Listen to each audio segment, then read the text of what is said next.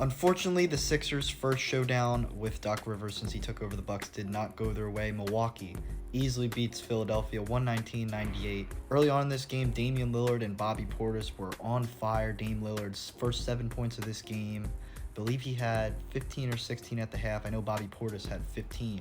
The thing that the Sixers were able to do in the third quarter, they were able to start getting back into the game by finally making their three-pointers. They really were unable to hit the outside shot early in the game, but thanks to a red-hot quarter from especially DeAnthony Melton, who looked rejuvenated in his second game back from injury, he made 4 three-pointers, finished with 16 points. The Sixers were able to close the gap a little bit, but by the fourth quarter, the fact that the Sixers were just so undersized really started to come into play. Giannis really started to take over in the second half. He finished an assist shy of a 30-point triple-double, so I don't know. It's hard for me to really get upset about this loss because I just think the Bucks, when they have those two stars in place, it's hard for the Sixers to beat them. But at the same time, this was a winnable game at times for the Sixers, especially in the third quarter when they began to narrow the deficit. They won the turnover battle easily. They scored a lot more in transition than the Bucks did, points off turnovers. Just didn't do enough early in the game to hit those perimeter shots that they found themselves in too big of a hole that if it had been even a little bit closer at halftime, maybe they would have been able to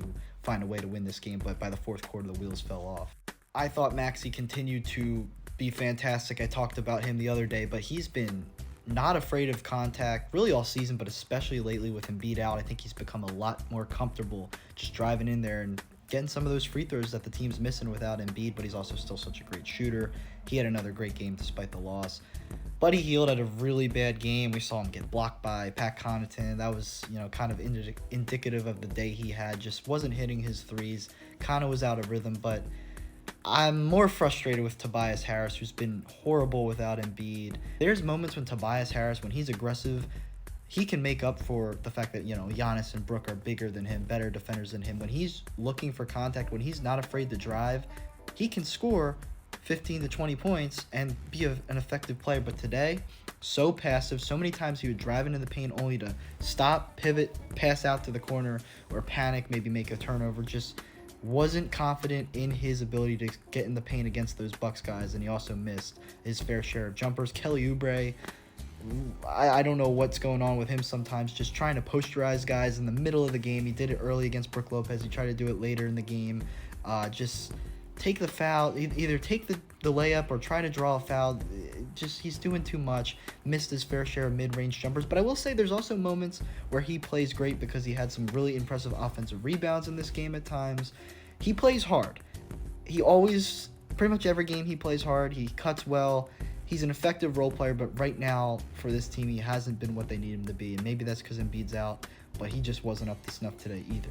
Paul Reed having 5 fouls by early in the third quarter didn't help either. The Sixers were already undersized, so with Paul Reed in foul trouble, they had to play Batum and Tobias at center at times, and that's just a recipe for disaster against Giannis and Lopez.